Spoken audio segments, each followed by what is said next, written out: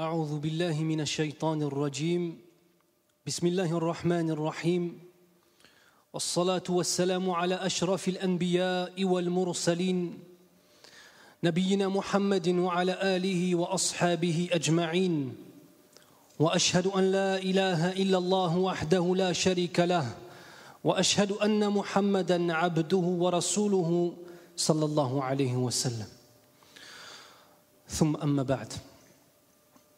Je vais commencer cette conférence, Inch'Allah, par m'adresser aux sœurs qui sont à l'étage. Donc mes sœurs, sachez une chose, ce n'est pas parce que le conférencier ne vous voit pas, ce n'est pas parce qu'il n'y a pas des gens forcément qui, chaque fois que vous parlez, pendant qu'il y a des gens qui font une conférence, qui viennent vous dire « Craignez Allah Azza wa Jal », que vous devez vous permettre de parler au point de déranger les sœurs qui, elles, voudraient bien écouter le dars.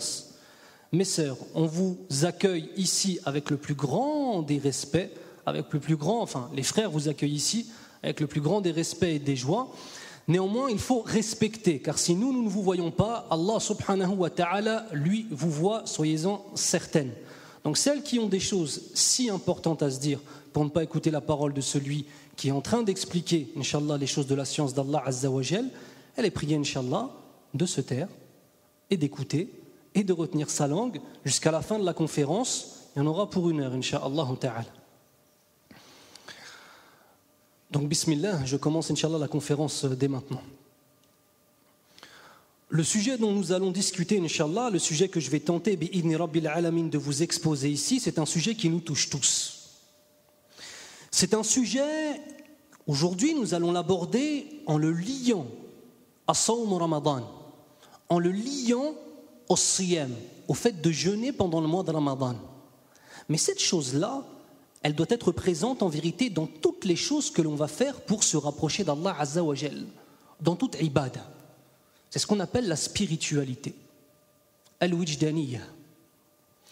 La spiritualité telle qu'elle doit être comprise, c'est le fait d'analyser les actes, c'est le fait de se poser des questions, c'est le fait de vouloir faire des adorations qui ont une origine dans nos cœurs, dans nos consciences et dans notre compréhension, afin que les actes de l'adoration en soi-même en soient imprégnés. La spiritualité et le rapprochement d'Allah Azza wa Jal doit être un but dans nos existences, aussi bien pendant Ramadan qu'en dehors de Ramadan, aussi bien pendant nos prières que pendant la lecture du Coran el-Karim. La vie du musulman doit être une vie fondamentalement liée à la spiritualité. Sinon, il n'y aurait aucune différence entre nous et la communauté juive dans leur relation à Allah Azza wa Jal. Les juifs ont fait une religion où le fiqh, la jurisprudence, est une arme qu'ils utilisent contre Allah Azza wa Jal pour assouvir leur passion. Mais c'est aussi une religion qu'ils ont utilisée comme étant un amas d'ordre et d'interdiction. Halal, haram. Lève-toi, assieds-toi, fais ci, va là-bas, reviens, va là-bas, ne fais pas ça, tais-toi.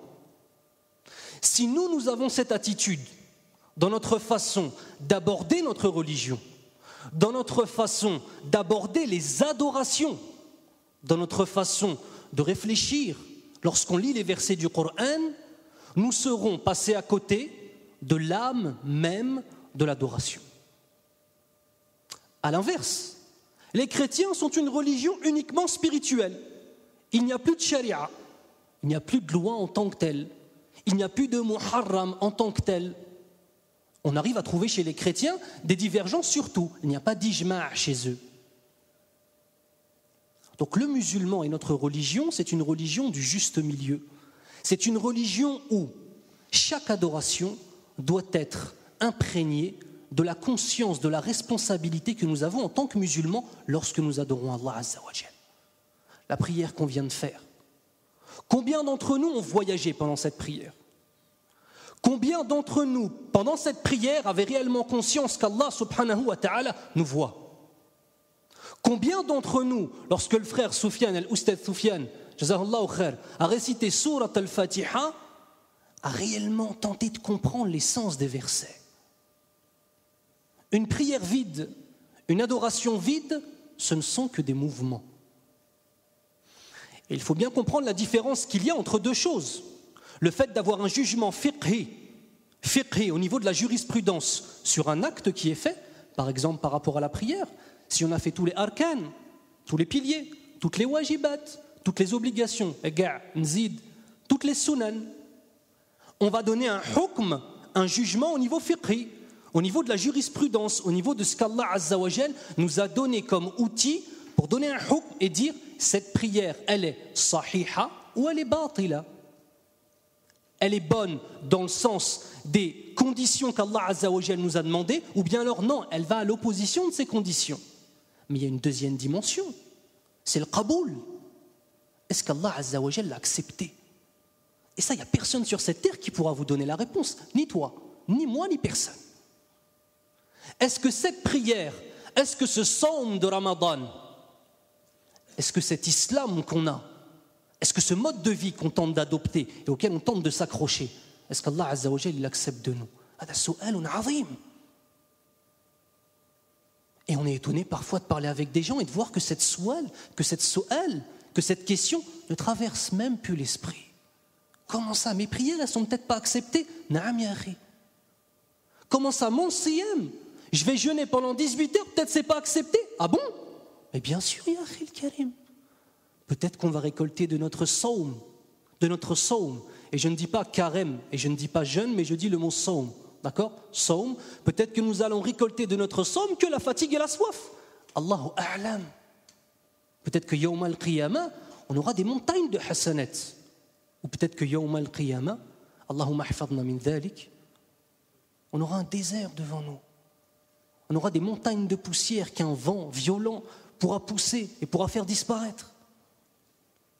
La spiritualité, c'est la question sur soi-même. La spiritualité, c'est le muhasaba. Est-ce que? Et ne pas marcher sur des musallamat. Non mais ana yamlah. Ah, moi je suis bien, t'inquiète. J'ai laissé pousser une barbe, j'ai mis un qamis, ça y est, je suis sauvé. Pousser ta barbe, c'est un wajib shar'i. Jazakallahu khair. Ton qamis, akhil karim, même si c'est pas un wajib shar'i, jazakallahu khair. Tu fais ça pour Allah Azza wa Jalla, lakal jaza inshallah. Mais ça c'est l'apparence, ya akhil karim. Même si elle a son importance. Le plus important c'est quoi? D'avoir un qalb hayy. D'avoir un cœur qui soit vivant. Et ça malheureusement, la jeunesse française, elle l'oublie trop souvent, subhanallah. قال النبي صلى الله عليه وسلم إن في الجسد مضغة إذا صلحت صلح الجسد كله وإذا فسدت فسد الجسد كله ألا وهي القلب.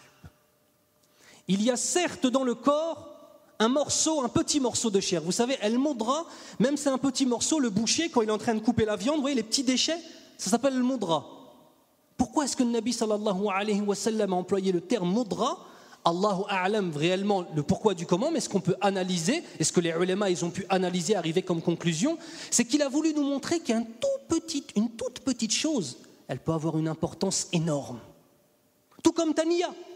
Ton intention, tu la vois, ta intention, tu peux la toucher. Tu ne peux pas la toucher. Néanmoins, elle est fondamentale. Elle est fondamentale. Si ton intention, elle est tordue, l'adoration, elle ne sera pas acceptée. Ça, c'est une certitude. La spiritualité, c'est le fait de comprendre que rien n'est acquis. La spiritualité, c'est le fait d'avoir le courage, l'honneur et véritablement d'être un homme à se dire peut-être que tout ce que je fais, ce n'est pas accepté et je me dois de m'améliorer. La spiritualité, c'est un moteur qu'on a dans nos poitrines qui doit nous pousser vers l'excellence. Et ne pas simplement nous dire que maintenant, comme je fais mes 5 prières à la mosquée, anamleh, c'est bon, khalas.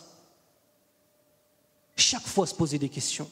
Chaque fois qu'on voit un verset qui parle du nifaq, de l'hypocrisie, se dire peut-être qu'il est pour moi. Chaque fois qu'on voit un verset qui parle de l'enfer, se dire qu'Allahumma hafadna, peut-être que c'est pour moi. Et avoir la peur dans notre poitrine que ça nous concerne.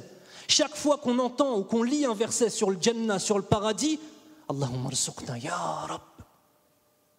Se dire mais je ne peux pas y avoir droit. mais peut-être qu'Allah, par sa miséricorde, il va me l'accorder. Ya Allah, même si j'y ai pas le droit, par rapport à mes actions, Ya Rabb al-Alamin, donne-le-moi. On va rentrer dans un mois qui est extrêmement important. Le mois de Ramadan, qui est un des piliers de l'islam. Afin de parler du mois de Ramadan, après cette courte introduction, je ne veux pas commencer à parler de Ramadan en disant nous, nos actions pour Allah qu'on va faire dans Ramadan. Ça va venir après. Je veux d'abord, à travers les deux hadiths que je vais vous citer, Inch'Allah ta'ala, mettre en évidence une des sifas, une des caractéristiques magnifiques et parfaites d'Allah Azza wa Jal. Ar-Rahma. لأن رمضان هو شهر الرحمة. Le mois de Ramadan, c'est le mois de la miséricorde. Mais avant même de parler de notre miséricorde pour les gens, parler de la miséricorde d'Allah Azza wa Jal dans toutes les dimensions de nos vies, dans Ramadan et en dehors de Ramadan. Je vais vous donner un contexte. An-Nabi sallallahu alayhi wa sallam est avec les Sahaba, radiyallahu anhum jami'a. Il voit avec les Sahaba, radiyallahu anhum jami'a, une femme qui est une captive. Cette femme-là, elle cherche son enfant. Elle le cherche partout. Elle le retrouve, elle se précipite vers lui, elle le prend dans ses bras d'une façon tellement tendre. Et akramakumullah, elle lui donne le sein pour l'allaiter. Le Nabi sallallahu alayhi wa sallam, le plus grand intellectuel, l'homme le plus intelligent que cette terre n'ait jamais porté, voit tout de suite l'occasion de faire un rappel aux Sahaba radiyallahu anhum. Qu'est-ce qu'il leur dit? Ils ont tous assisté à la scène. Est-ce que vous pensez que cette femme-là pourrait jeter son bébé dans le feu? Là, ya Rasulallah. Non, jamais elle pourrait jeter son bébé dans le feu. Ce qu'on vient de voir d'elle. Mais jamais elle pourrait jeter son bébé dans le feu. ثم قال لله أرحم بعباده من هذه بولدها. Allah Azza wa Jal, certes, Allah Azza wa Jal ressent encore plus de miséricorde pour ses esclaves, pour ses adorateurs, que cette femme ne peut ressentir de miséricorde pour son enfant. Allahu Akbar. Est-ce qu'on connaît quelque chose de plus doux que l'amour d'une mère?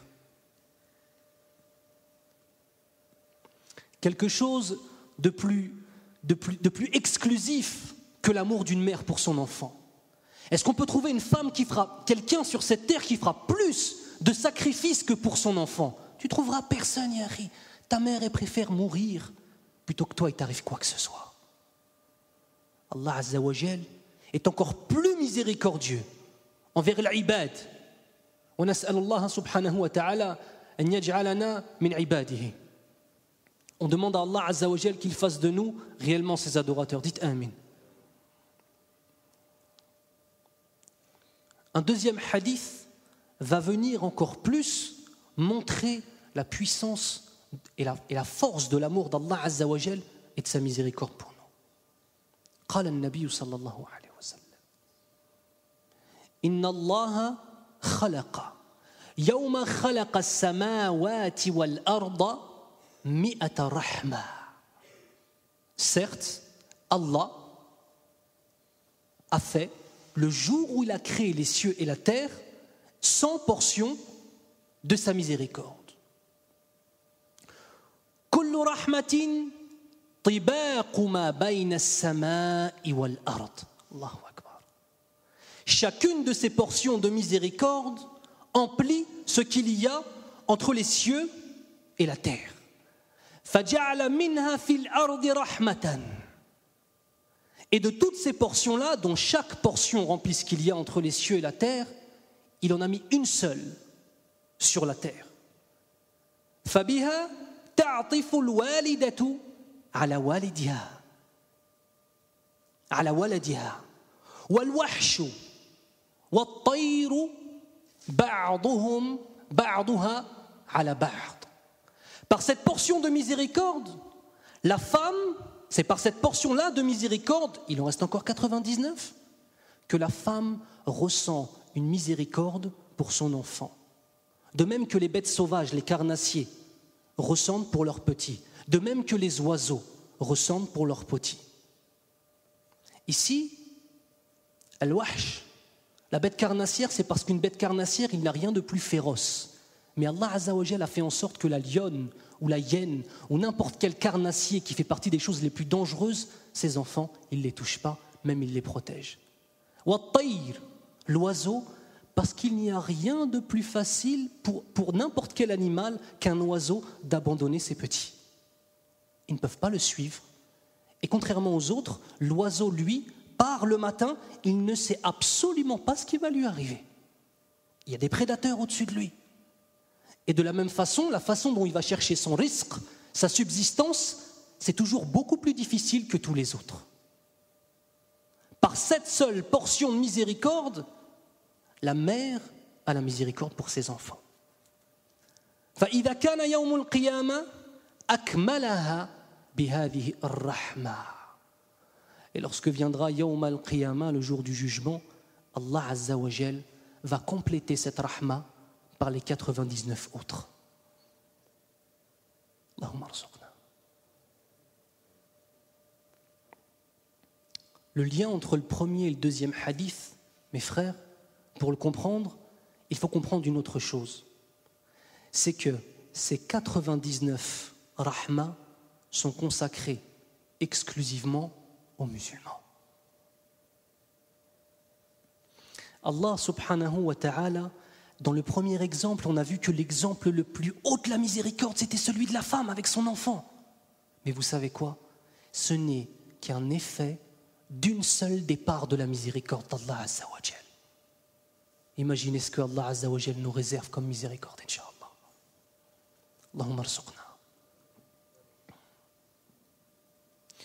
Ce mois de Ramadan, c'est une manifestation, une des nombreuses et innombrables manifestations de la miséricorde d'Allah Azza wa Jal pour nous. Encore une occasion de rentrer au paradis. Que des occasions de rentrer au paradis. Sans arrêt. Sans arrêt, Allah subhanahu wa ta'ala nous donne des occasions d'accéder au plus haut degré de la piété. D'avoir le droit à sa miséricorde sans arrêt. Allah subhanahu wa ta'ala, par le biais de son prophète sallallahu alayhi wa sallam, nous a transmis par la sharia, miracle d'Allah azza wa jal, des voies pour accéder au plus haut degré du paradis. Qu'est-ce qu'on en fait? Allah musta'an. Qu'est-ce que nous on en fait? À quel point on se dit facilement qu'on est quelqu'un de bien. À quel point on s'occupe des défauts des autres avant de regarder nos propres défauts. À quel point on s'empresse de juger les gens sans même nous-mêmes nous poser les questions sur nos propres actions. À quel point Allah Azza wa Jal yasturu al-ibad, il cache nos péchés, alors que nous, subhanallah, si on voit la moindre petite chose chez un de nos frères, on s'empresse d'humilier la personne et de lui dire, ou alors le dire à tout le monde. Subhanallah. Hal fihi shay min al-iman fi hada al-adab. Est-ce que réellement dans les conférences, la véritable question à se poser, ce serait pas, est-ce qu'on a compris ce que ça signifie al-iman?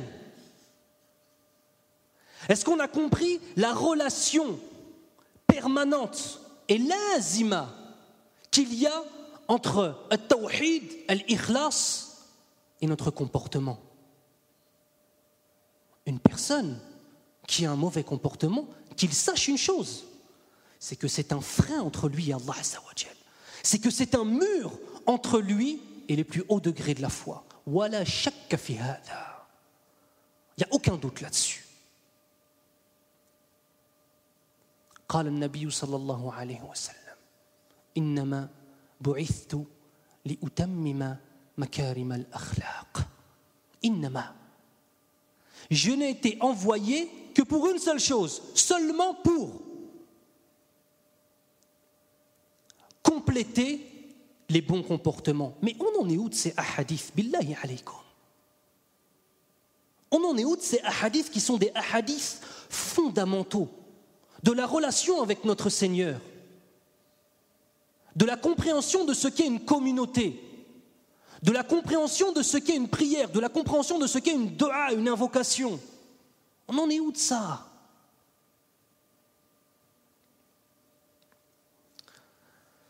Allah Azza wa Jal dit dans le Coran al-Karim, Bismillahir Rahmanir Rahim, Ya ayyuhalladhina amanu kutiba alaykumus siyamu kama kutiba alal ladhina min qablikum la'allakum tattaqun.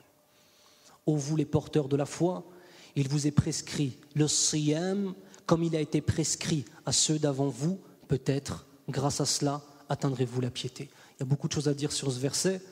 Je ne vois pas trop de visages. J'ai fait une conférence hier après-midi, à midi, où j'ai expliqué beaucoup plus dans le détail ce verset-là. Je vais simplement dire quelques petites fawaïd sans m'étendre, car ça a déjà été fait, incha'Allah ta'ala.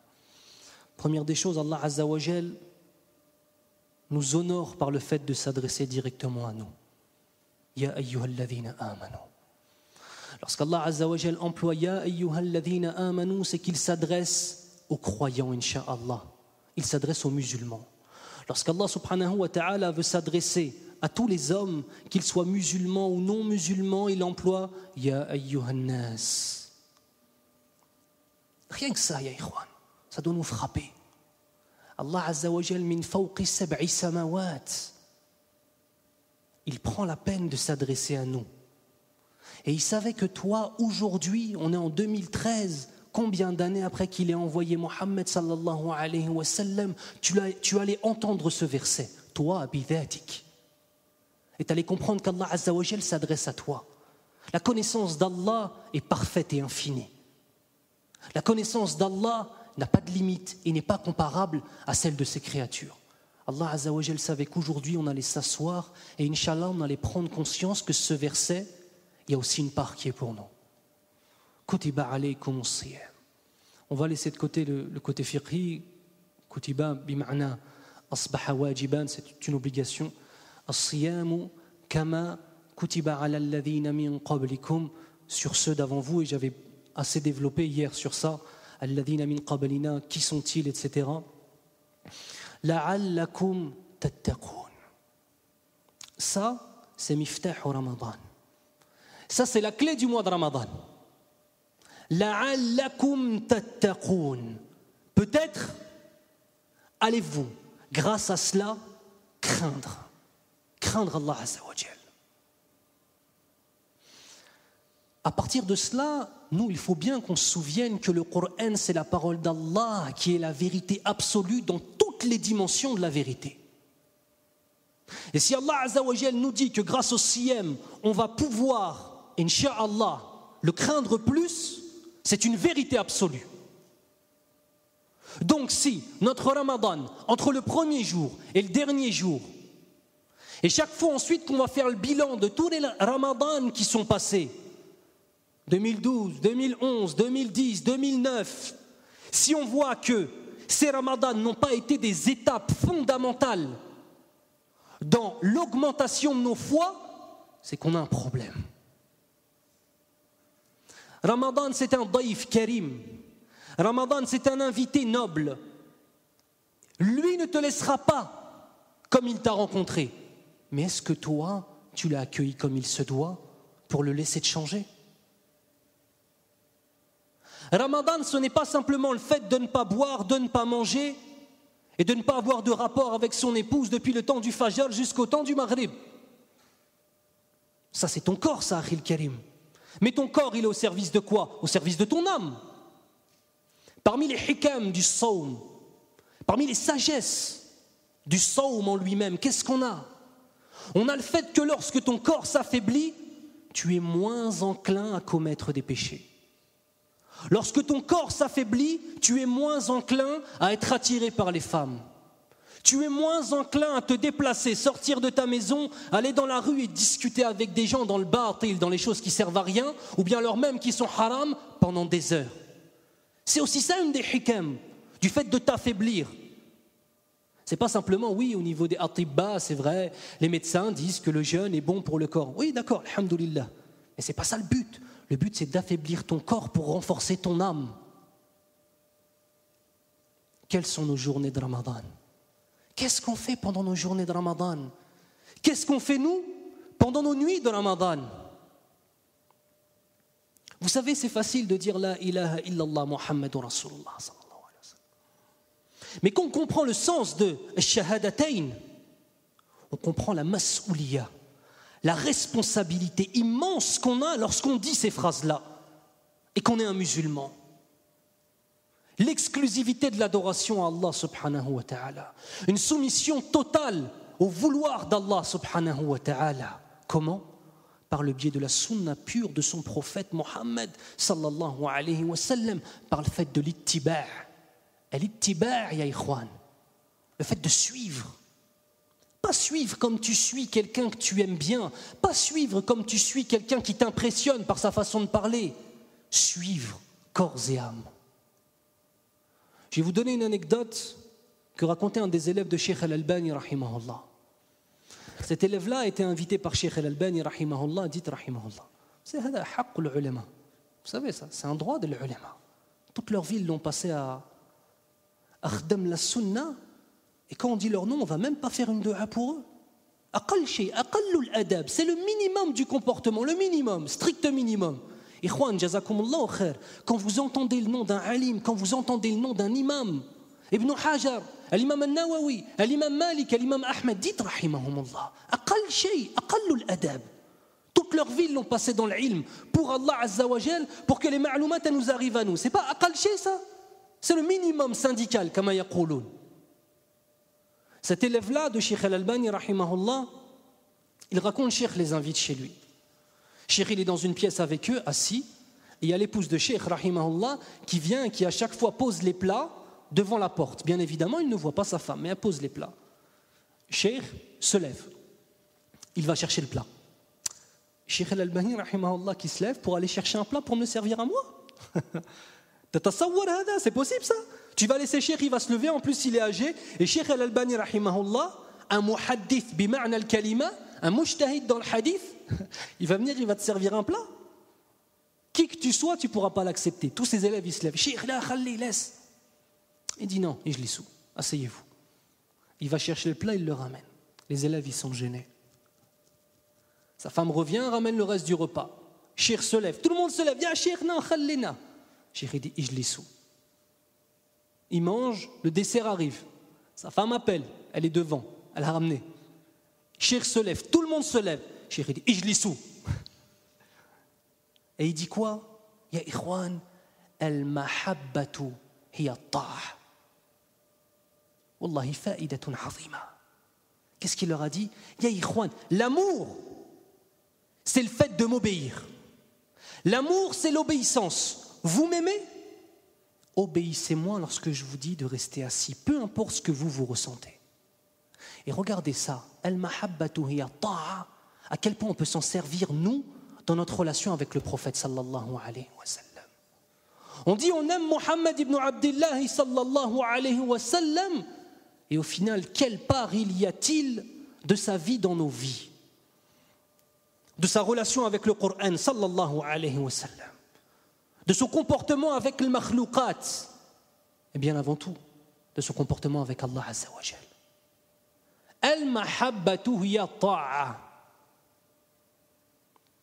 Et ça, c'est une qaïda qui nous sert dans tout. Et si on arrive à mettre ça dans le cœur de nos enfants, Inch'Allah, ce sera une véritable introduction en fait d'avoir des enfants pieux, Inch'Allah. Wa nas'alullah subhanahu wa ta'ala an yarzuqana bihim. Demande à Allah Azza wa Jal qui nous donne la subsistance, qui nous donne ces enfants-là, Inch'Allah. Il faut comprendre que le mois de Ramadan, en tant que tel, avec les journées et les adorations qu'on va passer dans Ramadan, il a quand même deux dimensions. Non pas as-sawm en tant que tel, mais le mois de Ramadan, Shahru Ramadan. Il y a une dimension qui se passe la journée, et on finira par en parler. Il y a une autre dimension qui se passe la nuit. Et cette deuxième dimension qui se passe la nuit, elle est souvent négligée. Il faut comprendre que la nuit est une introduction à la journée qui lui succède. La nuit que l'on va passer pendant la nuit de Ramadan, c'est une introduction à la journée de Ramadan que l'on va passer. Une nuit qui sera vide de spiritualité amènera une journée vide de spiritualité. Une vie qui sera faite de blablabli et blablabla dans des choses qui ne te serviront pas, qui ne nous serviront pas yawm al-qiyamah. Je parle de kalam mubah. Je ne suis même pas encore arrivé sur ceux qui sont en train de parler et dire des choses muharram sur les gens ou entre eux. Je parle de gens qui parlent de choses, ça ne va pas leur servir yawm al-qiyamah. Si tu es en train de préparer ta journée de cette façon-là, il y a de fortes chances que ta journée soit de la même nature. On se doit d'où de comprendre que si Allah subhanahu wa ta'ala, malgré toutes les fois et toutes les occasions qu'il nous donne d'avoir des du'as mustajaba, des du'as qui peuvent être acceptés par Allah azza wa jal, malgré le fait qu'il nous a donné le dernier tiers de la nuit, on lui demande qu'il invoque afin qu'il puisse exaucer les du'as, malgré le fait que ça ce soit toute l'année. Regardez, le Nabi sallallahu alayhi wa sallam nous a montré quoi? Que pendant Ramadan, les prières nocturnes étaient encore plus importantes que pendant tout le reste. Mais il y a une chose importante là-dedans. Est-ce que les prières nocturnes, c'est que pendant Ramadan? Qiyamul layl fi Ramadan faqat. Ummatu Muhammadin sallallahu alayhi wa sallam wasalat ila hadhihi ad-daraja. Qiyam al-layl, le fait de se lever la nuit uniquement pendant le mois de Ramadan, 1 mois par an, 30 jours par an. Et pendant 11 mois, alors qu'Allah subhanahu wa ta'ala, jour après jour, nous donne toutes ces ni'am, nous donne tous ces bienfaits, nous donne la vie, nous donne la santé, nous donne le risque, nous donne tout. On ne va même pas trouver la force dans nos cœurs malades de se lever la nuit pour le remercier. Allahul musta'an. Allahul musta'an. On est dans une situation critique, ya ikhwan. On est dans une situation de cancer, de phase finale du cancer de la foi, ya ikhwan. Sauf qu'on ne s'en rend même pas compte, c'est ça le plus grave. On ne s'en rend même pas compte, on fait 1 ou 2 efforts. Et je suis le premier à faire ça, je suis le premier. Wallahi al-azim, que tout ce que je vous dis, wallah, c'est à moi-même que je le dis. Wallahi al-azim. On est dans une situation urgente. Combien d'entre nous n'arrivent pas à dormir la nuit par rapport à ce qui se passe à nos frères et sœurs en Syrie? Allahul musta'an, combien? Wallah. Même al-mahabba, même le lien d'amour fi sabilillah, il a tellement disparu à ce point-là. À ce point-là qu'on est sur Facebook, on voit un truc, on voit une vidéo avec nos frères et sœurs qui se font massacrer. Ah, rahimahumullah. Et 5 minutes après, on est en train de bahak avec quelqu'un au téléphone. Nos cœurs, ils sont morts à ce point-là, subhanallah. Au point que si quelqu'un, on ne le connaît pas, on ne sait pas l'aimer. C'est ça l'amour fi sabilillah. Aimer pour Allah, c'est réussir à aimer quelqu'un que tu n'as jamais vu de ta vie, Yahri. Parce qu'il a une foi qu'il partage avec toi, qui est la chose la plus importante. Est-ce qu'on pense, ne serait-ce que dans nos doigts, à faire des doigts pour nos frères et sœurs à travers le monde? Partout. Il y a la Syrie, il y a l'Afghanistan. Parce qu'il y a les conflits médiatisés, il y a les conflits qui ne sont pas médiatisés. Est-ce que quand on voit ce qui se passe en Égypte, nos cœurs ils se retournent? Est-ce qu'on a peur pour nos frères et sœurs égyptiens qui se fassent tuer dans la rue? Est-ce qu'on a peur pour eux? Est-ce que quand tu vas rentrer, est-ce que quand je vais rentrer chez moi avec ta femme, elle va voir ton visage, elle va dire qu'est-ce que t'as, ya Habibi? Qu'est-ce qui se passe? Tellement ça va se voir sur nos visages. Quand? Tout ça, c'est notre relation avec Allah Azza wa Jal qui n'est pas assez forte, ni plus ni moins. Ni plus ni moins que ça. On est loin, ya ikhwan. On est extrêmement loin. Extrêmement loin. L'imam Sufyan al-Thawri, rahimahullah,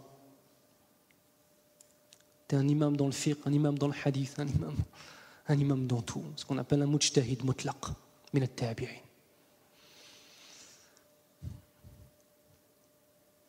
Il avait décidé de changer de logement. Il demande à ses élèves de venir prendre ses agrad, de prendre le peu de ce qu'on pourrait appeler, afin qu'on comprenne simplement ce que c'est, mais bien évidemment dans la réalité des choses, ce n'est pas les choses qu'on pourrait s'imaginer, de prendre ses meubles, entre parenthèses, pour aller les mettre dans le nouveau logement. Une maison faite de terre avec bien évidemment le sol en terre. Bien évidemment, toute table posée, toute chaise posée, toute chose posée sur le sol, si ça fait un certain temps, qu'est-ce qui se passe? Ça creuse le sol. Donc, quand tu rentres dans une maison où le sol est fait en terre, même si tu n'as pas vu les meubles, tu vois les traces de ces meubles-là. Ah, il y avait sûrement ça ici, ah là c'est 4 pieds, il y avait sûrement une table, d'accord? Un des élèves de l'imam, Sufyan al-Thawri, rahimahullah, arrive en retard. Et il croise les élèves qui, eux, sont déjà en train de finir d'emmener tout. Alors ils voient, ils ont porté, Allahu a'lam, je suis en train de dire cela, mais je ne sais pas exactement, c'est pour l'exemple. Ils ont porté tel meuble, et donc il identifie le meuble avec la trace qu'il y a par terre. Et il voit une trace qui l'intrigue. Il voit une trace avec 6 pieds, comme ça, sûrement une table avec 6 pieds, avec un autre pied au milieu, donc peut-être il y avait une chose qui était posée, et là où il y avait le pied au milieu, là, celui-ci qui est devant, il voit que le sol a changé de couleur. Vous savez, pour ceux qui ont vécu dans des maisons avec le sol en terre ou qui ont eu l'occasion de voyager, le sol en terre, si tu renverses souvent du liquide dessus, par exemple de la nourriture ou des choses, qu'est-ce qui se passe? Il change de couleur. Et là, il voit au niveau de ce 7e pilier-là, tout est changé de couleur. Subhanallah, c'est marron foncé, c'est noir, c'est... Tiens, Juan, c'était quoi le meuble qui était là? Quand il a posé cette question-là, il y a eu un froid. Tu sais, quand tu avales ta salive, parce que tu as tellement honte de dire la réponse, et tu es tellement dans un moment où tu comprends qu'il y a des gens, c'est des élus d'Allah Azza wa Jal, et que peut-être que toi, tu n'en fais pas partie. Il dit, cet endroit-là, c'était l'endroit où le Cheikh faisait Qiyam al-Layl. Imaginez-vous. Cet endroit-là, c'était l'endroit où Cheikh, chaque nuit de sa vie, il se levait et il priait Allah Azza wa Jal. Tellement ses prosternations et ses prières duraient longtemps, il a creusé le sol, ya Ikhwan. Et l'endroit, le 6e pilier, c'était sa tête. Et le liquide qui a fait changer la terre de couleur, c'était ses larmes, ya Ikhwan. C'est des hommes. On ne parle pas de prophètes, ya Ikhwan. On parle d'hommes. On ne parle même pas de sahaba, radiyallahu anhu. Quelle relation ces gens-là ils ont avec Allah Azza wa Jal. Allahu Akbar. Jannatun fil ard. Un paradis sur cette terre. Wallahi. Un paradis sur cette terre. Il y a une parole de Cheikh al-Islam ibn Taymiyyah rahimahullah qui dit dans le sens, dans la traduction en français, il y a 2 paradis. Il y a 2 paradis. Celui qui n'a pas goûté au premier paradis ne goûtera pas au deuxième. Le paradis qu'il y a sur cette terre, c'est Jannatul Islam. C'est le paradis de l'islam.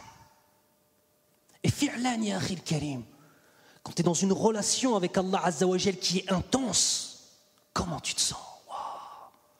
Malikul Ard, le roi de la terre, ya akhi al-karim, mais humble. Les gens, tu les vois avec leur histoire de dunya, avec leur argent, avec tout ça, tu es au-dessus, akhi al-karim. Tu es dans une autre dimension. Il y a une parole de Salaf qui dit, si les rois savaient ce que nous avons dans nos poitrines, ils nous combattraient pour pouvoir nous l'arracher. Qu'est-ce qu'on a aujourd'hui dans nos poitrines? Est-ce que quelqu'un va nous l'envier? Allahumma musta'an. Vous savez, le fait de se lever la nuit, ou le fait de lire le Coran, ou le fait d'aider ses frères et sœurs dans ce qu'on fait, ce n'est pas qu'une question en tant que telle de force physique ou de se lever la nuit. Ah non, moi je dors beaucoup, ya akhi, je me couche tard. Bah couche-toi plus tôt, ça ira mieux déjà. Ce n'est pas qu'une question de ça. C'est une question de sabr, de patience. Ce qu'on appelle as-sabru fil ibadati. La patience dans l'adoration, ça c'est une clé de l'adoration. Savoir patienter dans les adorations. Savoir patienter et faire un soujoud tellement long qu'on commence à avoir mal à la tête et mal aux genoux. Parce que ce soujoud-là, il est censé, incha'Allah, purifier ce qu'on a, akramakumullah, de crasse dans nos poitrines. Savoir patienter dans le sawm. قال النبي صلى الله عليه وسلم الصيام نصف الصبر. Le sawm, c'est la moitié de la patience. Mais quel sawm? Ah, juste le sawm. Tu ne manges pas du fajr jusqu'à le maghrib. Mais Akhil Karim, prends un nom musulman, dis-lui, Ya Rajoul, je te donne 50 € si tu le fais, il va le faire. Ne pas manger, tu crois que c'est extraordinaire, Ya Akhi? Vous croyez que de ne pas manger, on croit que c'est extraordinaire de ne pas manger? Mais il n'y a rien de plus facile, Ya Akhil Karim. Tu vas avoir faim, la belle affaire. Non, as-siyam nisfu as-sabr, dans quel sens? Dans le sens d'une journée et d'un saum passé dans l'adoration exclusive d'Allah Azza wa Jal. Passé dans tadabbur, passé dans le fait de se rappeler les versets coraniques, passé dans le fait de pouvoir ouvrir le mushaf. Et vous savez, on a un sérieux problème de relation avec le Coran. Le frère Soufiane, l'oustad Soufiane Jazahullah khair, a parlé hier, Jazahullah khair, de l'alaqa avec le Coran. J'espère que vous y avez assisté. Ceux qui n'ont pas assisté, je vous conseille de le télécharger. On n'a pas simplement un problème dans la mémorisation du Coran, ya ikhwan. On a un problème dans notre relation avec les versets coraniques. Vous savez, en principe, si vous étiez tous en train de lire le Coran et moi aussi, on ne devrait pas avoir des gens qui sont en train d'ouvrir un mushaf et qui pendant 3/4 d'heure sont comme ça en train de le lire. Vous savez ce qu'on devrait voir? On devrait voir des gens qui lisent et qui... Ya Allah. On devrait voir des gens qui font des doigts. Quand ils lisent un verset sur l'enfer, Allahumma hafadna. Quand ils lisent un verset sur le paradis, Allahumma rzuqna. Quand ils lisent les versets qui décrivent Allah dans sa perfection, dans ses asma wa sifatihi, dans ses noms et attributs, on devrait voir des gens qui sont là. Ya Rabbal Alamin, Subhanak, Subhanak. Alaysa Allahu bi ahkamil hakimin. Min as-sunnah, dans une prière surérogatoire et pas dans les wajibat. Min as-sunnah, qu'est-ce qu'on dit après ce verset? Bala ya Rabbi. Allah n'est-il pas le plus sage de tous les sages dans Surat At-Tin? Min as-sunnah, pas dans une prière obligatoire, mais dans une prière surérogatoire. Par exemple, dans Tarawih, c'est le fait de dire Bala ya Rabbi. Bien sûr, ya Allah. Il y avait un imam au Masjid Qiblatain lorsque je vivais à Médine. C'était un frère d'origine pakistanaise, je crois. Wallah, il était ajib. Salat al-Tarawih, il te faisait vivre avec le Coran al-Karim. Ça veut dire vivre avec le Coran al-Karim. Il lit et des fois il s'arrête. Et pour celui qui est arabophone et tu comprends les versets, ça te met une claque. Et il te le répète. Des fois tu l'entends faire des doigts. Ça c'est une relation avec le Coran. Ça c'est une lecture du Coran qu'on doit viser. C'est pas uniquement le fait de réussir à lire tout le Coran en un mois. C'est le fait de comprendre ma'ani le Coran. وكان الصحابة رضي الله عنهم إذا سأل أحد أخاه لم يقل له كم تحفظ من القرآن كم تحفظ لا لا لا لا الصحابة رضي الله عنهم ne disaient pas combien tu mémorises du Coran, jamais. Qu'est-ce qu'ils disaient? كم معك من القرآن فرق عظيم. Combien est-ce que toi tu as avec toi du Coran? Combien est-ce que nous avons avec nous du Coran? Allah, on devrait avoir honte de dire Ma'i suratul ikhlas. On devrait avoir honte de dire ça par rapport à la relation frivole et légère qu'on a avec Allah Azza wa Jal. On devrait avoir honte de dire Ma'i suratul ikhlas.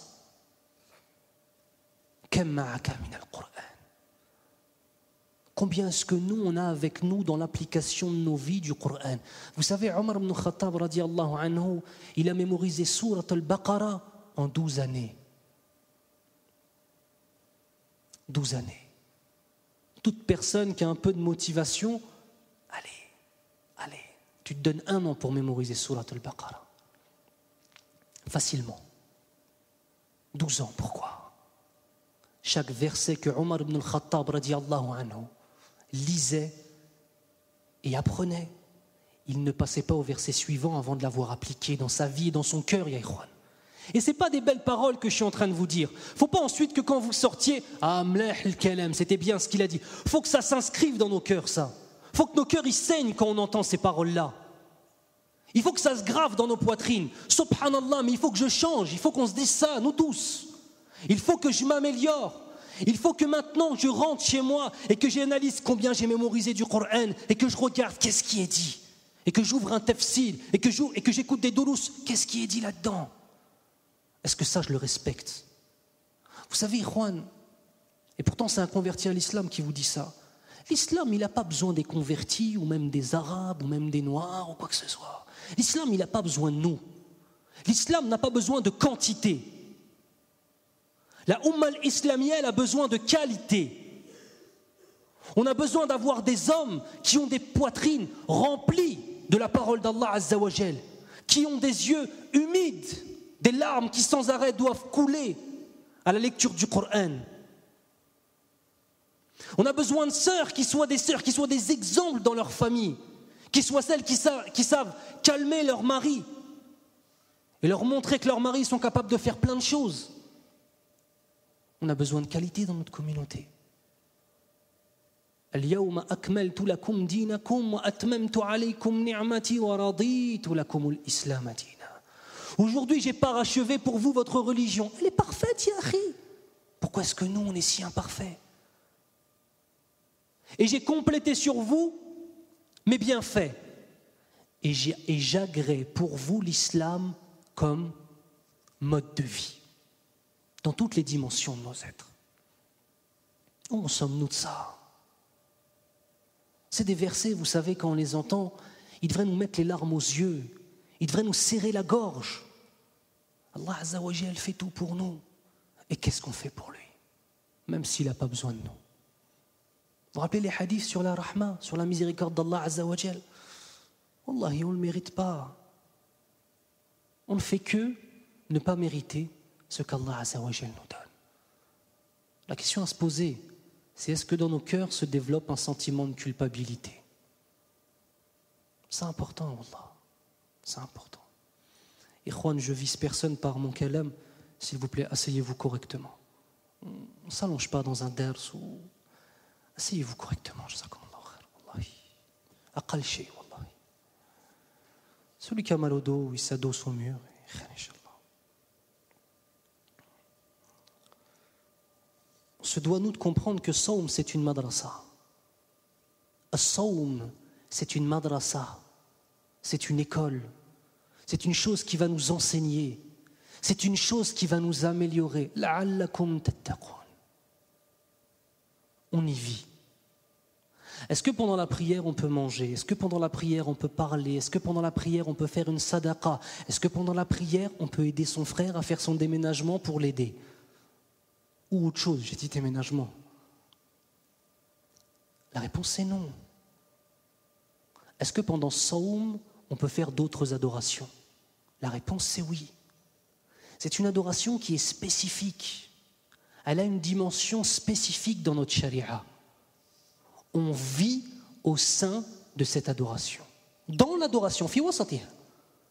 Et dans cette adoration, on doit ressentir le regard d'Allah Azza wa Jal sur nous. À chaque instant. Mais attention, n'oubliez pas une chose. Quand je vous dis que c'est une école et que c'est une éducation, l'éducation, elle est faite pour rester. On va prendre un exemple d'un monsieur qui va élever son fils et ses filles. 18 années de sa vie. Il leur donne l'éducation. Il leur donne un toit. Il leur donne la nourriture. Il leur donne tout ce qu'il peut. Il leur donne des conseils. Il leur donne le Coran et le Karim. Avant qu'ils dorment le soir, dès qu'ils étaient petits, il leur lit la vie du prophète sallallahu alayhi wa sallam. Wa qasas al-anbiya sallallahu alayhi wa sallam. Est-ce qu'arrivé aux 18 ans, lorsque l'enfant sort de la maison du père, il dit « Psah, texte que tu m'as donné, salam alaikum, il n'y a plus rien dans ma poitrine » ou bien alors, toute sa vie, elle va être là-dessus. C'est quoi la réponse? Toute sa vie, elle va être là-dessus, parce qu'il a reçu une éducation. L'éducation, elle est là, avec le Coran et le Karim, avec Ramadan, avec le Hajj, avec le Salawat. La seule question, c'est est-ce que nous, on l'apprend? Tout comme un enfant si stupide qui a un père fabuleux et une mère fabuleuse et qui ne prend rien d'eux. Est-ce la faute des parents? Non, c'est la faute de l'enfant. Nous, on est des enfants. on nous donne des occasions d'être éduqués, de nous éduquer, on ne les prend pas. C'est un constat amer, mais qui est réel et qui doit nous motiver vers l'excellence. Ramadan, ça doit être une étape. Et vous savez, tout comme le hajj, parmi les alamat, parmi les signes qu'un hajj est accepté, parmi les signes, il y a le fait que quand on revient du hajj, on soit différent, que notre foi est augmentée, que notre comportement est changé et que notre regard sur le monde est changé. Ça fait partie des alamat. De la même façon, Ramadan. De la même façon, Ramadan. Ça me fait penser à une phrase de l'imam Al-Hassan Al-Basri, rahimahullah. Arrive Yom al-Eid, Eid al-Fitr. Après Salat al-Eid, il voit dans le fond de la mosquée 2 hommes en train de rire et en train de parler. En train de rire. Il voit ça, il ne supporte pas. Il va les voir, il dit « Wallah, il y a 2 situations qui vous concernent. Une des 2. Et dans tous les cas, ces 2-là, je les déteste. La première des situations, vous rigolez parce que vous savez qu'Allah Azza wa Jal a accepté votre sawm. Et le fait de rire ici, ça prouve que vous n'avez aucune reconnaissance pour Allah Azza wa Jal. Vous devriez être en train de penser à toutes les dimensions de la miséricorde d'Allah Azza wa Jal qu'il vous a donnée. Il sait très bien que personne ne sait si ces actions ont été acceptées. Mais ça, c'est pour donner une éducation. Le deuxième des cas, vous ne savez pas si vos adorations ont été acceptées. Alors, comment pouvez-vous rire? Ça, c'est salihin, al-awwabin, al-tawwabin, al-muhsinin, insha'Allah. Il y a un temps pour tout. Il y a un temps pour parler, il y a un temps pour rire, il y a un temps pour adorer. Mais même le temps pour rire, ça ne doit pas être, Ikhwan, un temps qui vient nous polluer notre vie sans arrêt. Parce qu'arrivé un moment, sinon, je ne parle pas de sourire. Ibtisamun ala wajhi akhika sadaqa. Ça, c'est différent. Sourire, c'est une aumône quand tu la donnes à ton frère. Quand tu fais un sourire à ton frère, c'est une aumône. Je ne parle pas de sourire. Je ne parle pas de rire un petit peu. Je te parle quand le rire, il prend trop de place dans nos vies. Je ne suis pas en train de vous dire qu'il faut être triste dans la vie. Soit souriant, soit heureux, soit épanoui. Ris. Mais vous savez, il y a plein de paroles de Salaf Salih là-dessus. Moi, c'est pas ça le sujet, ça m'a juste fait penser à ça, Inch'Allah ta'ala. Dans un hadith où le prophète sallallahu alayhi wa sallam décrit le sawm, qu'est-ce qu'il dit? قال النبي صلى الله عليه وسلم فمن صامه وقامه احتسابا, celui qui l'a jeûné, وقامه احتسابا, en espérant la récompense d'Allah Azza wa Jal, c'est-à-dire volontairement pour Allah, avec l'ikhlas pour Allah Azza wa Jal. Enfin, parmi les dimensions de ihtisaban, il y a celle-ci. Écoutez bien le hadith. Écoutez bien le hadith. Kharaja min dhunubihi ka yawmi waladathu ummuh. Il est sorti de ses péchés comme le jour où sa mère lui a donné la vie. Mais vous vous rendez compte ce qu'Allah Azza wa Jal nous offre? Qu'est-ce qu'on veut en faire de ce cadeau? Vous savez, nous, on se vexe avec les gens. Et on a facilement la parole de dire « celui-là, il est ingrat ». On fait des choses pour lui et sa réaction, c'est de même pas au moins minimum de remercier, ou alors, dans le pire des cas, il a une mauvaise attitude envers moi. Et quand on te rapporte quelqu'un, regarde, lui, il a fait du khair pour lui, il lui a donné ça, ça, ça, ça, et regarde, à la fin, il l'a trahi, il a fait ça. Quand tu entends ça, la personne en question, tu l'aimes pas. Tu te dis, mais c'est quoi cette ingratitude? Mais imaginez-vous notre ingratitude à nous, vis-à-vis de Rabbul Alamin. Ikhwan, hna awlad França. Nous, on est des enfants de la France. Il y en a parmi vous qui sont des musulmans d'origine. Il y en a parmi nous qui sont des convertis à l'islam. Proportionnellement parlant et mathématiquement parlant, c'est quasiment impossible que vous soyez là ce soir et que moi je sois là ce soir. On a grandi au milieu du kufr, de l'ma'asi, de la désobéissance. Akramakumullah, des drogues, de la musique, akramakumullah, des femmes. Et pareil pour les sœurs. On a grandi au milieu de ça. Allah Azza wa Jalla est parti nous chercher tout là-bas. Fi dhulumatil ma'asi. Pour ceux qui étaient déjà musulmans. Il est parti les chercher dans les ténèbres des péchés pour les ramener dans l'islam. Quelle attitude tu vas avoir après ça, ya Akhil Karim? Allah Azza wa Jalla, il t'a choisi. Allah Azza wa Jalla, lorsqu'il t'a sorti de dhulumat al-ma'asi, sache qu'à ce moment, tu peux être sûr qu'Allah Azza wa Jalla, il t'a aimé. Mais tu te rends compte, Rabbul Alamin, qui t'aime. Que dire de ceux qui sont convertis à l'islam? Wallahi.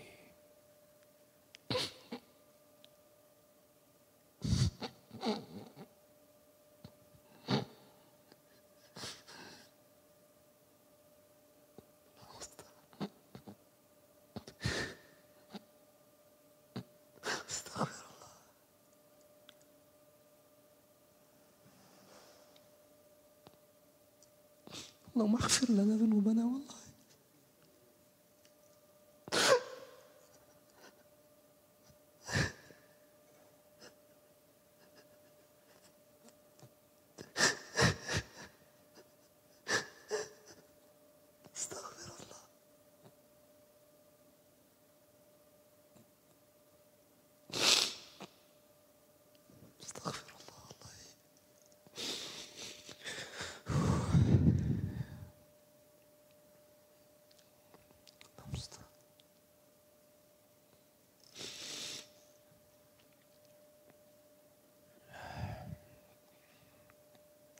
Même notre repentir, même notre tawba, subhanallah, même le repentir qu'on a eu dans nos péchés, on est enveloppé par la miséricorde d'Allah Azza wa Jalla. Vous savez ça?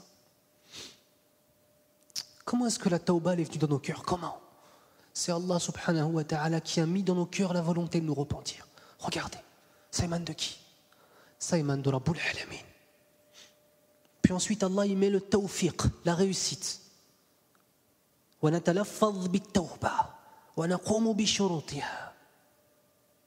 Allah Azza wa Jal, par sa puissance et sa permission et sa miséricorde, après nous avoir inspiré la tawba, le repentir, il fait en sorte qu'on se repente en tant que tel. Puis ensuite Allah Azza wa Jal, bi rahmatihi, il l'accepte. Puis ensuite Allah subhanahu wa ta'ala, bi rahmatihi al-wasi'a al-'azima, il va nous récompenser pour cette tawba. Dans quelle dimension on vit? Dans quoi on est en train de vivre? On est dans un film dans nos têtes. On oublie la réalité de ce monde, la réalité de ce monde. كما قال النبي صلى الله عليه وسلم إني إلا كراكب استظل تحت شجرة ثم راح وتركها. Je ne suis que comme un cavalier qui pendant son voyage a vu un arbre et a décidé de s'asseoir sous cet arbre pour profiter de l'ombre qu'il pouvait lui donner, pour me reposer un petit peu.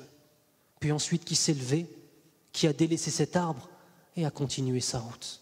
Notre vie sur cette terre, c'est comme cette petite période où le cavalier se met sous un arbre pour s'abriter.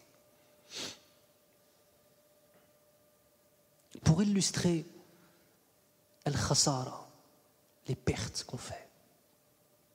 Je vais vous parler d'une chose que l'imam Ibn Qayyim al-Jawziyya rahimahullah a appelé darajatul buka, les différents degrés des pleurs. Je sais que Al-Oustad Hatim Abu Abdillah hafidhahullah vous a fait hier, aujourd'hui, je ne sais plus, aujourd'hui, sur les pleurs. La'alla dhakaraha, il en a parlé de ça ou pas? Vous ne savez pas? Ok, quelqu'un un mouchoir s'il vous plaît.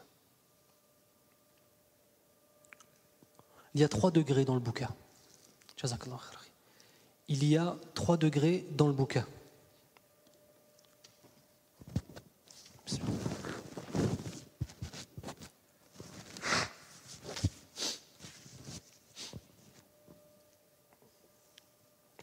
Il y a 3 degrés dans les pleurs. Le premier degré dans les pleurs, c'est le degré où tu pleures lorsque tu entends les versets qui parlent de l'enfer. À ce moment-là, c'est le khawf. C'est le premier des degrés. Lorsque l'homme musulman qui tente de purifier sa poitrine et de se rapprocher d'Allah Azza wa Jal entend les versets sur l'enfer, il se met à pleurer. Pourquoi ? Parce qu'il a peur pour lui-même et qu'il est face à ses propres responsabilités et à ses propres péchés. Le deuxième degré qui est plus haut, mais qui ne signifie pas que le premier n'existe plus. Le deuxième degré, c'est celui qui pleure lorsqu'il entend les versets sur le paradis. Parce qu'il a conscience de toutes les bonnes actions qu'il a laissées passer et de tous les degrés qu'il aurait pu avoir. Par exemple, lorsqu'il va penser au hadith, قال النبي صلى الله عليه وسلم يقال لصاحب القرآن يوم القيامة بمعنى اقرأ وارتق رتل كما كنت ترتل في الدنيا اسمعوا فإن منزلتك عند آخر آيات تقرأ. On dira à celui qui était familier, sahib, compagnon du Coran, à la fois dans le fait de le lire souvent, d'avoir toujours le Coran dans ses mains et dans sa poitrine, mais aussi de vivre avec ce que nous enseigne le Coran. C'est ça, sahib al-Coran. C'est pas simplement celui qui mémorise et qui vit avec le Coran. On lui dira au jour du jugement, lis et récite. Récite comme tu étais en train de réciter dans la vie d'ici-bas. Comme. Tu peux rajouter ? Non. Comme tu étais en train de faire dans la vie d'ici-bas, maintenant c'est ta chance. Tu ne pourras pas faire plus que tu faisais dans la vie d'ici-bas. Certes, ton degré au paradis dans lequel tu vas vivre, on est déjà en train de parler de Ahlul Jannah, ya ikhwan. Le degré auquel tu vas t'arrêter de monter, ce sera celui qui correspondra au dernier verset que tu auras lu.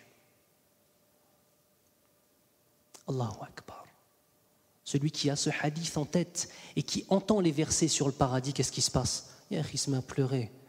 Et s'il ne pleure pas, c'est que son cœur il est mort ou alors pas loin de mourir. Mais est-ce que celui-là, il ne va pas pleurer quand il entend les versets sur l'enfer ? Non, il va pleurer quand il entend les versets sur l'enfer. Mais il va pleurer aussi sur les versets qui parlent du paradis. Il y a beaucoup de gens qui ne savent pas pleurer et qui ne peuvent pas pleurer lorsqu'ils entendent les versets sur le paradis. La seule chose qui les domine, c'est al-khawf. Khawf d'aller en enfer, eux-mêmes. Troisième degré, et vous allez voir que ce troisième degré, en vérité, va ouvrir des portes nouvelles. Et il va changer le premier et le deuxième degré. Du moment où tu arrives au troisième degré, tu vas vivre le premier et le deuxième degré d'une autre façon, complètement différente. Quasiment un avant-goût de ce qu'on appelle darajatul ihsan. L'ihsan, c'est le plus haut degré de la foi. On a 3 degrés dans la foi. L'islam, l'iman, l'ihsan. Al-muslimu, wal-mu'minu, wal-muhsinu. Là, c'est un avant-goût, ta'am, de l'ihsan. Le troisième degré, c'est lorsque on pleure quand on entend la description d'Allah Azza wa Jal, quand on entend les noms et attributs d'Allah subhanahu wa ta'ala. Ça, c'est le plus haut degré des pleurs. C'est celui qui pleure lorsqu'il entend les noms d'Allah Azza wa Jal. Ça, c'est pas donné à n'importe qui, ya ikhwan. C'est donné à celui qui a cherché à connaître Allah Azza wa Jal. Et quand il entend Ar-Rahman, il a 1 million de choses qui viennent en tête. Quand il entend Ar-Rahim, il en a 2 millions qui viennent en tête. Lorsqu'il entend Al-Hayyul Qayyum, c'est pas simplement le vivant. Non. Il y a des choses qu'il a lues. Il y a des choses qu'il a apprises. Il finit par connaître Allah Azza wa Jal à travers, bien évidemment, les textes du Coran et de la Sunna du prophète sallallahu alayhi wa sallam.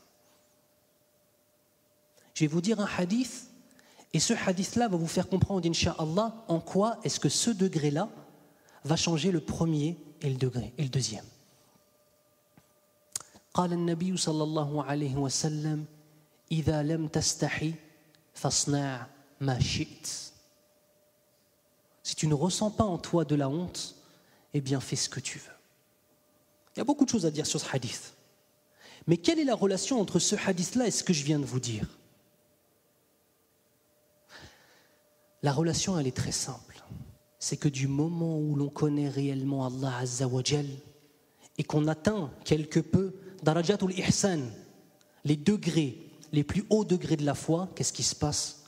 On ressent de la honte à désobéir à Allah Azza wa Jal. كما قال الإمام أحمد رحمه الله في منظومة قال: إذا ما قال لي ربي أما استحييت تعصيني وتخفي الذنب عن خلقي وبالعصيان تأتيني. الله أكبر. C'est un poème qu'a écrit l'imam Ahmed, c'est le début ça. Lorsqu'Allah Azza wa Jal m'a dit: n'as-tu pas honte de me désobéir? Ce n'est pas n'as-tu pas peur de mon châtiment? N'as-tu pas peur que je te châtie? N'as-tu pas peur que tu n'aies pas les plus hauts degrés du paradis? Non. N'as-tu pas honte de me désobéir? Alors que toi, tu es en train de cacher tes péchés à mes créatures, à ma création, tu leur caches. Alors que moi, et tu sais que je connais tout et que je sais tout, tu viens me voir avec des péchés. On cache nos péchés aux gens qui ne peuvent rien pour nous yawm al-qiyamah, et ensuite on va voir Allah Azza wa Jal avec des péchés, alors qu'il est le seul Maliki yawmiddin. On appelle ça le haya. C'est une manzila dans l'iman. C'est un degré dans l'iman, le haya. Et à partir du moment où l'on sait pleurer, où l'on pleure lorsque l'on entend les noms et attributs d'Allah Azza wa Jal, qu'est-ce qui se passe? On ressent ce qu'on appelle al-haya. Et cette fois-ci, lorsque tu vas entendre les versets sur l'enfer, tu ne vas plus pleurer pour les mêmes raisons. Tu ne vas plus pleurer parce que tu es en train de penser à toi, Anaya, je suis un mesquine, je vais brûler, qu'Allah nous préserve. Tu vas pleurer parce que tu sauras que si tu vas en enfer, c'est parce qu'Allah Azza wa Jal connaît les moindres détails de tes péchés. Et ce n'est pas l'enfer en tant que tel qui te fait pleurer, ya Akhil Karim. C'est le fait que tu prennes conscience qu'Allah Azza wa Jal connaît tous nos péchés et que ça, le fait d'être en enfer, ce n'est que la conséquence réelle de nos péchés. Et Allah Azza wa Jal les connaît tous. Al-Haya. Amastahiyayta ta'asini. Lorsque tu vas entendre les versets sur le paradis, tu ne vas plus pleurer en pensant simplement à « j'aurais pu faire ça pour avoir ça et pour avoir des degrés plus hauts ». Non, ce ne sera plus ça. Tu vas pleurer de honte au fait qu'un jour, si tu meurs sur la ilaha illallah, même si tu rentres en enfer, du moment où tu meurs sur la ilaha illallah, en ayant compris ce que cela signifie et en étant mort dessus par tes paroles et tes actions, sois sûr d'une chose, tu vas rentrer au paradis. Quand? Allahu a'lam. Donc même dans cette situation où Hadha al-Abd, il est en train d'entendre les versets sur le paradis, même s'il se dit que peut-être, certainement, il va aller en enfer avant, il se dit, mais comment est-ce qu'Allah Azza wa Jal pourrait me donner le paradis avec tout ce que je fais? Et il a honte encore une fois de lui-même. Il n'est pas en train de penser à Hur al-Ain, il n'est pas en train de penser au ni'am du paradis, au bienfait du paradis. Il est en train de ressentir une honte profonde et sincère vis-à-vis d'Allah qui va lui donner le paradis alors qu'il ne le mérite pas.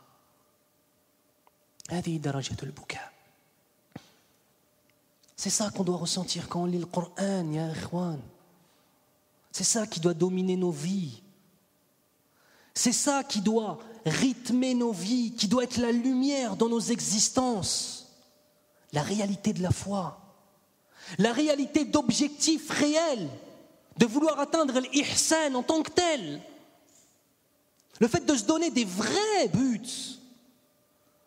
Quand on a entendu l'histoire de Sufyan al-Thawri, rahimahullah, ça doit devenir un but dans nos vies de creuser au moins une sallaya dans nos vies. Sahulala. Quand on entend les ayats qur'aniyya, quand on entend les hadiths du prophète sallallahu alayhi wa sallam, ça doit devenir des buts dans nos existences, qu'on soit enfin des hommes. Parce que c'est ça être un homme. C'est le fait de vouloir ressembler à la meilleure des créatures dont le noble pied a foulé cette terre. Muhammad ibn Abdillah, ibn Abd al-Muttalib, ibn Hashim. Sallallahu alayhi wa sallam. Voilà à qui on doit ressembler, Inch'Allah. à qui on doit essayer de ressembler au minimum. هذا هو الحال يا إخوان. هذا هو الحال يا إخوان. Quelle heure est-il, إخوان? On va s'arrêter là, Inch'Allah. C'est l'heure de Salat al-Isha, il est tard. Il y a encore des milliards de choses à dire, bien évidemment. Pas des centaines, pas des milliers, pas des millions, mais des milliards. Il y a une phrase qui est très importante qui dit « Yakfika min al-ilm ma amalta bi » Ma al-mawsuliya hada, alladhi. Ce qui te suffit de la connaissance, c'est ce que tu as appliqué. Est-ce qu'on va réussir à appliquer ce qu'on a entendu ce soir? Et moi le premier. Est-ce que je vais dormir jusqu'à 5 minutes avant le Fajr? Ou est-ce que je vais me lever 1 heure avant pour proclamer la grandeur d'Allah Azza wa Jal? Est-ce que lorsque je vais entendre les versets du Coran, ma vie changera? Est-ce qu'il y a des versets qui vont changer ma vie? Ou est-ce que je vais lire le Coran comme un robot? On demande à Allah Azza wa Jal qui nous accorde sa réussite. On demande à Allah subhanahu wa ta'ala qu'il ouvre nos poitrines à la véritable foi. On demande à Allah subhanahu wa ta'ala qu'il fasse en sorte que chacune des personnes qui étaient là ce soir, ici ou à d'autres endroits, puisse appliquer ce qu'on a dit. Ya Rabbal Alamin. On demande à Rabbul Alamin qu'il facilite à nos frères et à nos sœurs partout dans le monde, aussi bien en Syrie qu'en Afghanistan, qu'en Irak, qu'en Égypte, que partout. Qu'Allah, que Rabbul Alamin يحفظ المجاهدين يا رب العالمين. Qu'Allah يحفظ les gens qui sont là pour défendre sa religion, ya Allah. Et qu'il fasse en sorte que dans nos cœurs, on ressente de l'amour pour eux. Et que dans nos cœurs, il y ait une place pour eux. Et que nos cœurs soient remplis de l'amour d'Allah, puis de l'amour de son prophète, sallallahu alayhi wa sallam. Subhanaka Allahumma wa bihamdik, ashhadu an la ilaha illa ant, astaghfiruka wa atubu ilayk.